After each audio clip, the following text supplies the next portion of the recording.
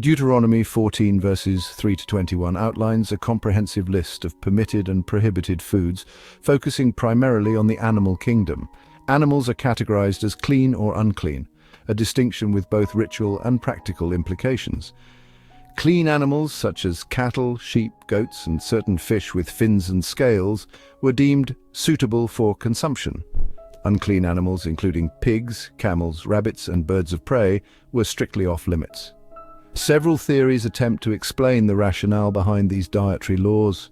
Some scholars suggest hygienic reasons, as some of the prohibited animals were more prone to disease or parasites. Others point to symbolic interpretations, with clean animals representing purity and holiness, while unclean animals embodied chaos or impurity.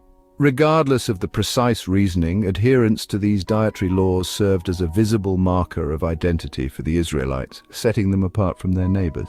Beyond dietary regulations, Deuteronomy 14 also addresses the practice of tithing, a fundamental aspect of Israelite worship and social responsibility. Tithing involved setting aside a tenth of one's agricultural produce, livestock, or income for specific purposes. Deuteronomy 14, verses 22 to 29, outlines a three-tiered tithing system. The first tithe was given to the Levites, the priestly tribe responsible for maintaining the sanctuary and conducting religious rituals. The second tithe was to be brought to Jerusalem and enjoyed in a communal feast, fostering unity and joy among the Israelites. The third tithe, given every third year, was dedicated to supporting the poor, widows, orphans, and Levites within the community. This system ensured the well-being of both the religious institutions and the most vulnerable members of society. To truly grasp the significance of Deuteronomy 14, we must consider the historical and cultural context in which it was given. The Israelites, poised to enter Canaan, were transitioning from a nomadic lifestyle to a more settled agricultural existence. This shift brought new challenges and opportunities, requiring a clear set of guidelines for maintaining their unique identity and covenant relationship with God. The dietary laws served as a constant reminder of their distinctiveness, while the tithing system fostered social cohesion and care for the less fortunate.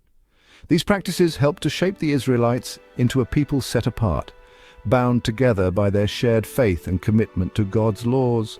Deuteronomy 14, therefore, provides a glimpse into the values and aspirations of a nation on the verge of a new chapter in its history.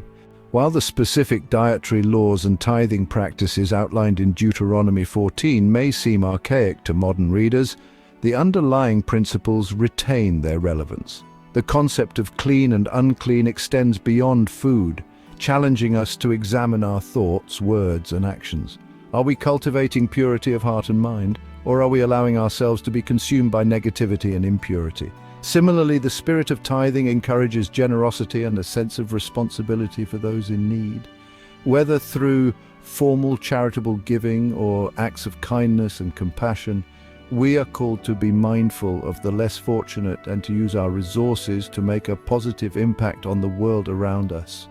Deuteronomy 14, though seemingly focused on specific laws and practices, ultimately conveys a timeless message about the importance of aligning our lives with God's will.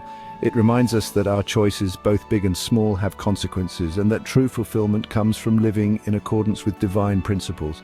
The dietary laws challenge us to be mindful of what we consume, both physically and spiritually. The tithing system underscores the importance of generosity, social responsibility, and gratitude for God's blessings. These principles, though expressed within a specific historical and cultural context, continue to resonate with contemporary readers seeking to live lives of purpose and meaning.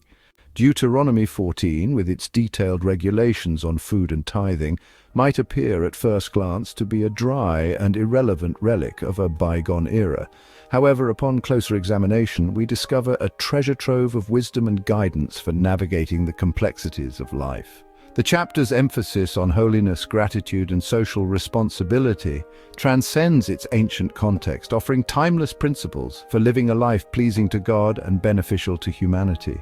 By studying Deuteronomy 14, we are reminded that our faith is not merely an abstract set of beliefs, but a lived reality that shapes our daily choices and interactions.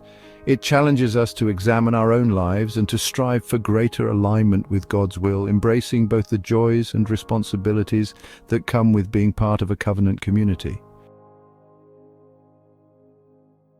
Are you ready for the next chapter? Just click here to go straight to it.